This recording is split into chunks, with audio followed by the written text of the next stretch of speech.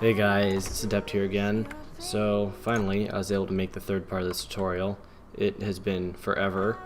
I built a new computer, and so I was trying to get that set up, and I also got a new mic, so that one works a little bit better. But let's get right into the tutorial because all the other ones have been extremely long, and I'm sorry for that. So let's see, so this is what we had so far from the last tutorial.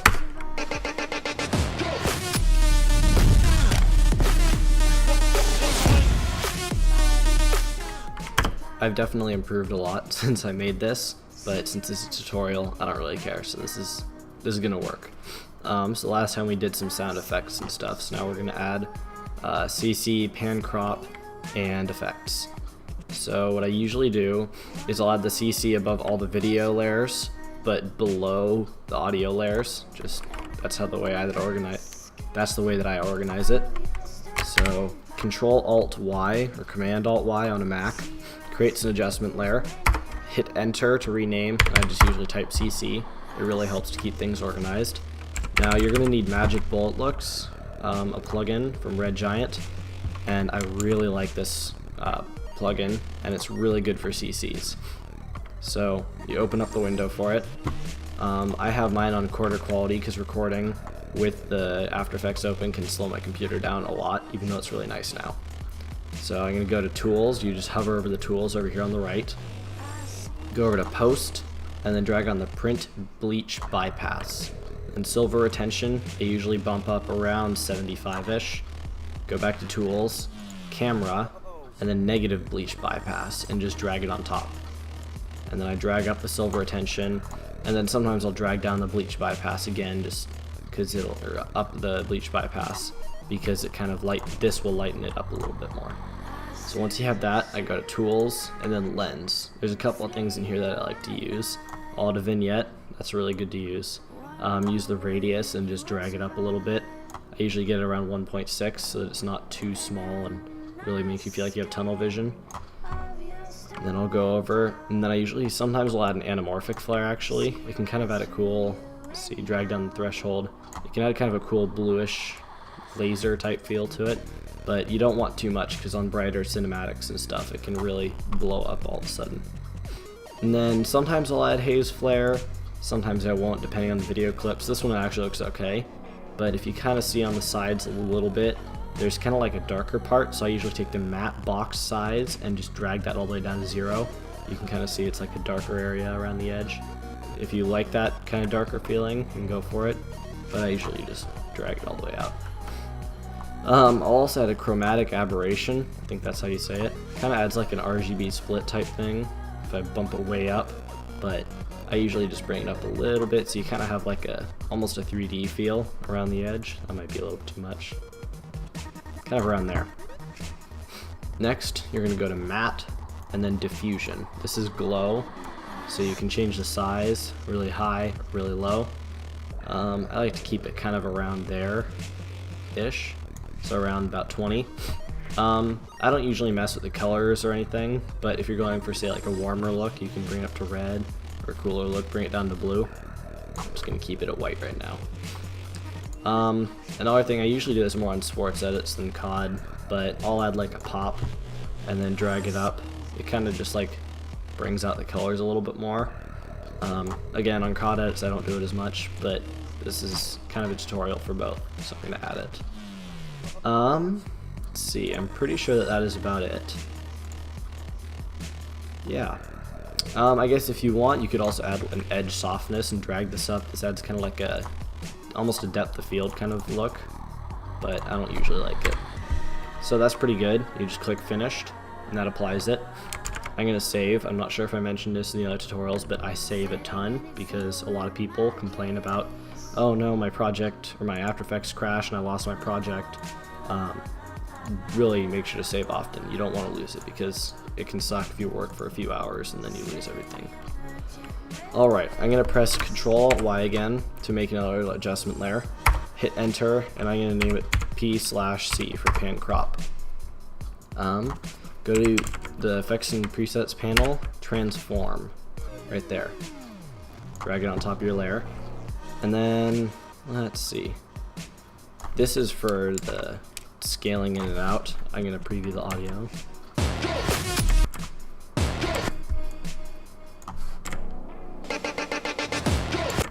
Okay, so what I usually will do is I'll add about 115, maybe 125, but I'm going with how about 120. And then you click the little stopwatch button, the keyframe button in front of scale. Make sure to save again, and then press U on the keyboard to pull up this little drop-down menu. And then what I usually do to speed it up is just click on the keyframe right there, Control or Command C, and then just drag over to each of the beats where I want it, and then just paste it. Control V or Command V on every one of the beats. My computer is unfortunately slowing down a lot because the recording software, I'm having it at a fairly high quality, so hopefully it doesn't slow down too badly. And then there. And then what I do is I'll go kind of to the start from the first keyframe and then just add 100, which is the normal scale, and then Control or Command C, and then Command V at about the middle in between all of these points. So this way it'll zoom in and out and in and out, and will make it look a lot smoother once we're done pasting these in.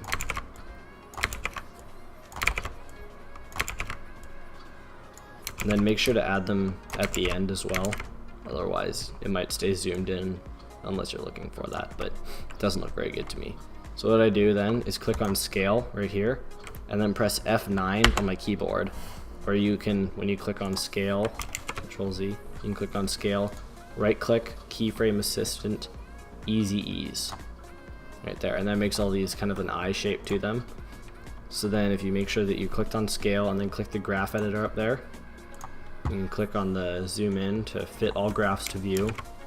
And then what I'll usually do to speed things up, because I mean my edits take a while already, I highlight all the top parts up here, all the top keyframes, and then click on just one of them and then drag that little yellow bar down, and that'll actually adjust all of them.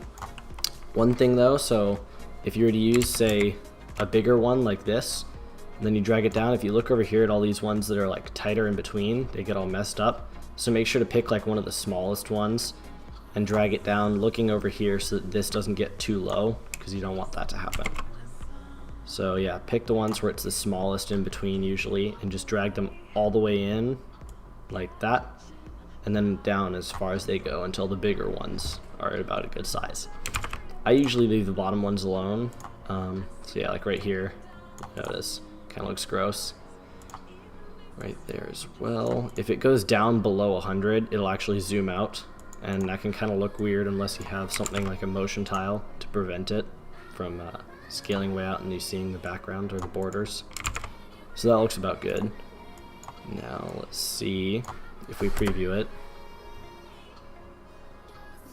It might not look great right here. I think it zooms in and stays zoomed in, but this is more for the tutorial, not to make this edit look good.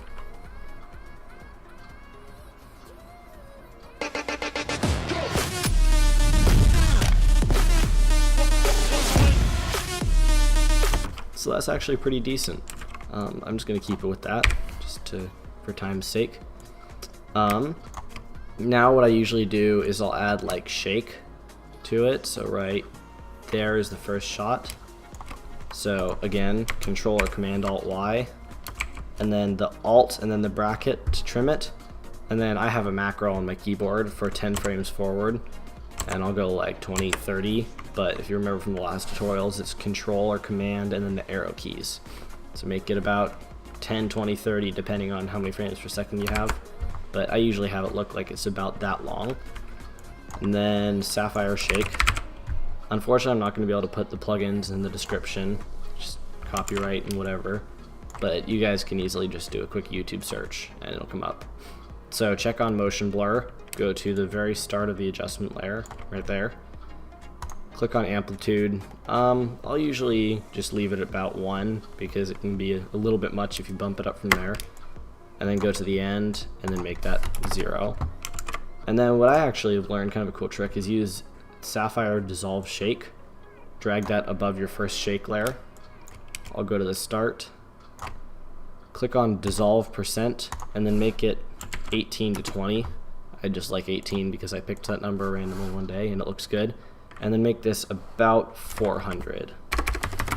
400. Now this will kind of, I guess I can bump that up a little bit more. This kind of gets a weird looking, kind of a directional blur type thing. But so if you keyframe the dissolve percent, go to maybe 3 frames forward and then make that 0, then it kind of, it'll kind of like spaz out for a second and then go back to normal shake. So yeah, when it's going really quickly like that, it's kind of hard to see, but it looks pretty good, the way that the screen sways around. So that's usually all that I'll do. And then what I'll add is a twitch, just a really kind of small one. So twitch from Video Copilot. This is another one of my favorite plugins. And I'm gonna make it 20. You really, if you bump it above 25 to 30, it can be a little bit much. And then the speed somewhere around that. And then you go down to enable, and then you check the box next to slide. You can do scale or light or color, but I've found those can be a little bit much. Blur is kind of cool, but it like blurs out the screen a little bit too much for me. So then you go to operator controls, slide, and then the RGB split. I just bump that up a little bit to kind of get a cool effect. And then I'll go 10, 20 frames forward, and then alt and bracket to trim it down, and then make it 0. And then if we preview that. So yeah, that looks pretty cool to me.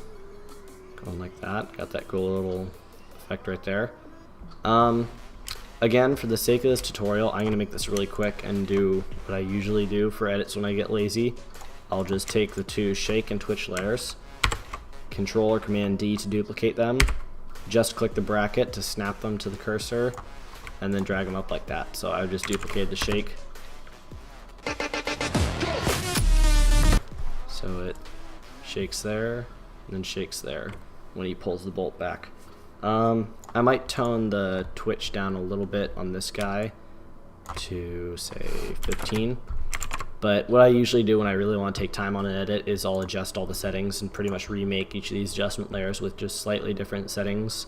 Like the seed, I'll change that a little bit. It changes kind of the way that the shake does. So like these 2 originally shook the exact same ways, so they go up, down, and that way. The other one would also go up, down, and then the direction. But you can change it so that they all are not identical. But for the sake of this tutorial, I'm just going to keep them the same.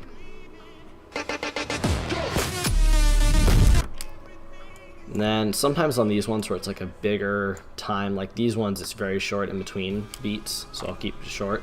Sometimes I'll take them, duplicate it, oops, and then I'll make these ones, if you hit U, I'll actually kind of drag this out a little bit more, and then make that a little bit longer, just to keep the effect going, but it's not really needed.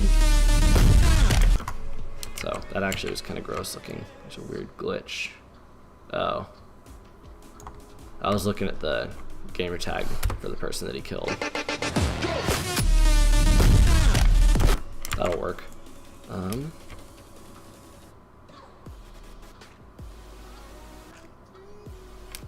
Okay, so I'm just going to duplicate these again, drag it up there.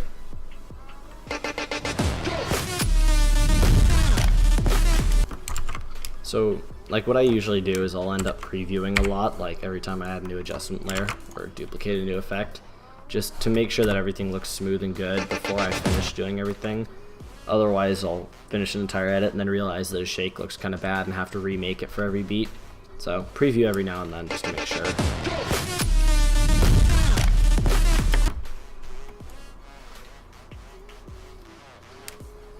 Guess I missed that gunshot right there.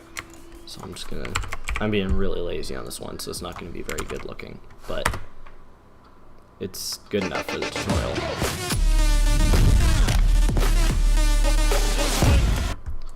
Okay, add another one right there. Another one right there. I'm just gonna breeze right through this because I really want to be able to keep the time down. I also have somewhere I have to go, so kind of soon. So like this one on this cinematic, where turn these guys off. where it was kind of just like the same cinematic and I had it speed up a little bit. That one you don't necessarily need a really big shake effect, and that can kind of ruin it sometimes. So for the twitch, I'm going to make it 7, and then for the shake, I'm going to make it 0.75. 0.75 is a good value if you don't want too much shake, but you don't want too little.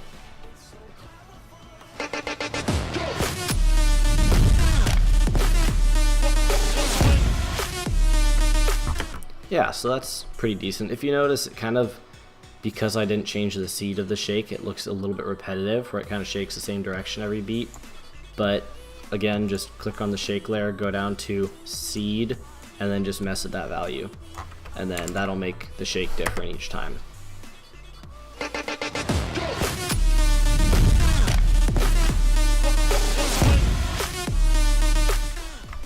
Okay. Now, what I'm probably going to do is I'm going to add exposure. This is kind of just like light flashes in a sense. So new adjustment layer, I usually make them like 20 frames, and then exposure. This is basically the same as what I think a lot of people use, which is brightness and contrast, this one, where you can change the brightness, but I kind of have found that exposure gives me a little bit of a different look that I kind of like better. So if you take that and bump it up a little bit around 1, and then go to the end of the adjustment layer, and then back down to 0, and then literally just duplicate it for every time that you have a shake effect. So just gonna keep it right there. Now what I might do, if you listen to the song, it kind of has that synthesizer sound to it, or kind of making like beepy noises. Normally what I might do if I was making trying to make a really good COD edit is I would add these, like the exposure flashes, to maybe each of the beats for the synthesizer sound, but as you can tell, you can't see at all where it is, and that would take forever to do for the tutorial, so I'm just going to skip that. But that's another thing, if you hear a song kind of like this one where it sounds like that, it's kind of a cool idea to do.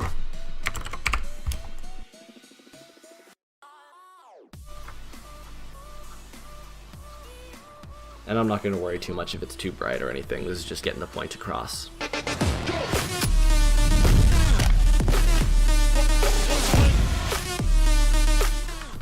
Good enough. This is really not great looking, but it'll work. Something that I usually will add, if you go down to here, let's see, so this is the gunshot. So these are the clips. Sometimes what I'll do is I'll actually highlight all my clips, pre-compose, and then make sure, move all attributes into new composition, and then make sure that this is unchecked. It might be checked by default. Make sure it's unchecked, because when you've done time remapping or Twixtor, if you use that, it can look really gross and it'll kind of mess up the time. I'm not sure why, it just kind of does that. If you haven't done that, this will actually trim it so it's only the length of the clip, but you don't need to worry about it, so just hit OK. And you see it'll make it the entire length of the composition, but that doesn't really matter. You add RSMB, motion blur plugin.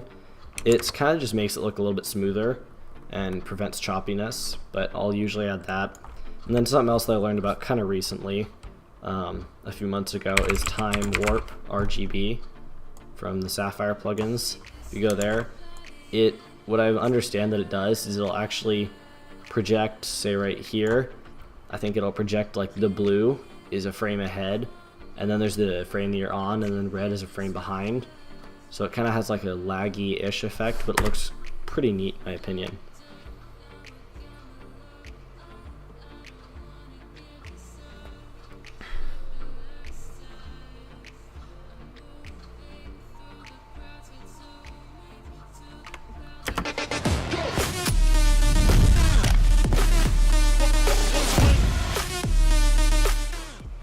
Yeah, so it's kind of not super noticeable with the twitch, but when it speeds up, you can notice it more, and when it's slower, you don't notice it as much. It's just something kind of cool that I like to add.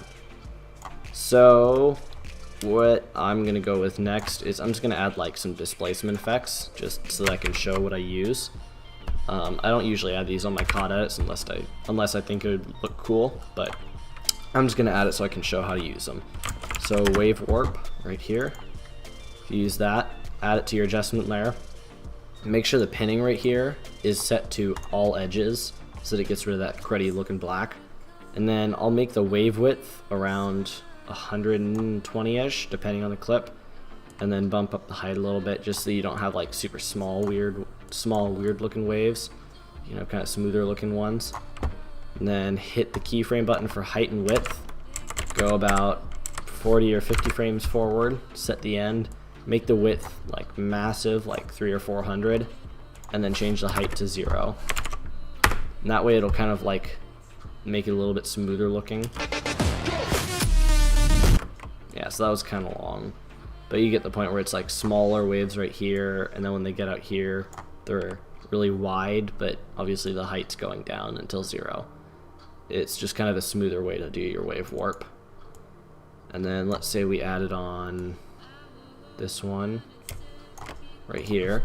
Another displacement effect that I use a lot is turbulent displace, right there. And this one's kind of cool looking. If I solo that and that layer, it kind of like warps it out a little bit. It looks kind of cool to me. So I usually will kind of bump the size up a tiny bit, bump up the amount a little bit, and then you keyframe the evolution and the amount. And I'm gonna go with the size this time for the sake of the tutorial. Go a few frames forward, like 30 I think, and then I bump the size up a little bit more, make the evolution 0.5x, so that's 180 degrees. This is kind of just like animating the twirliness, and then change the amount to 0. And then, see if you saw that, it kind of looks cool. So yeah, that kind of like warps it out, and then it gets a little bit wider as he zooms out. It just looks kind of cool. And then the third and final one that I'll use every now and then is ripple. So another adjustment layer, go a few frames forward, and then ripple. Oops. This one I don't like to use a lot because it's more limited. In the height and width, I have a max of 100. I just don't like that very much. But so you got to make sure the radius is all the way up, and that'll show it.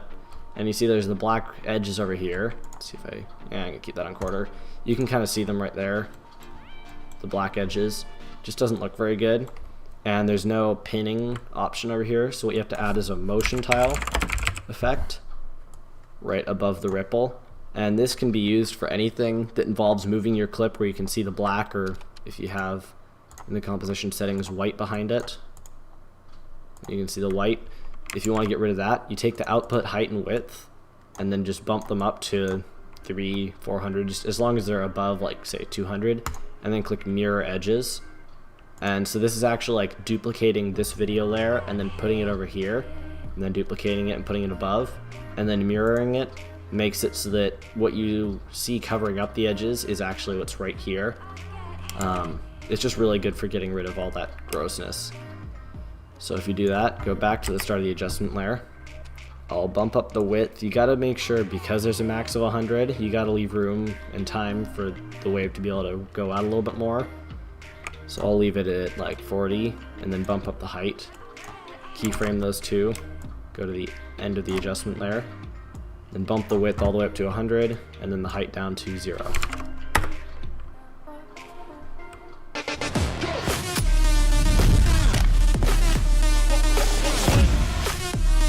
So it doesn't look great because there's a second beat right after it and it's really slow, but you get the idea. You could always just hit U, highlight these two, and speed them up, but I'm just going to leave it at that. Alright, so I'd say that's probably about the end of the tutorial. I had to pause the video because I had to go somewhere, but I'd say this is probably good enough. There's hundreds of other effects in here that I could put on, but I can't really think of any others that would look great right now. So keeping it kind of short and sweet, what I really use a lot is CC, pan crop, the shakes, and every now and then I'll use the displacement. But really, this is kind of what you should be at.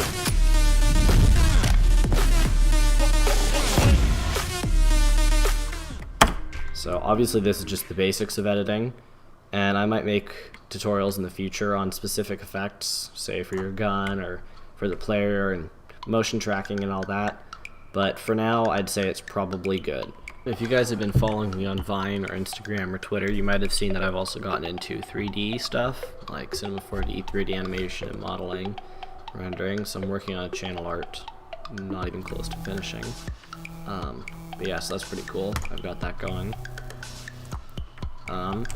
And then I'm also working on another 3D edit, like that one that I had made, that's a little bit longer. I had completely scrapped one that I was working on a while ago, but I think this is a little bit better. Unfortunately, I'm still working on the animation part of this because I'm really crappy at it. It's kind of inspired from Zurge on YouTube, so yeah, that's pretty cool. I got that, and then I'm working on another scene inside of here. So yeah, make sure to follow me on Vine, Instagram, and Twitter. All those links are going to be in the description of this video, and thank you for watching.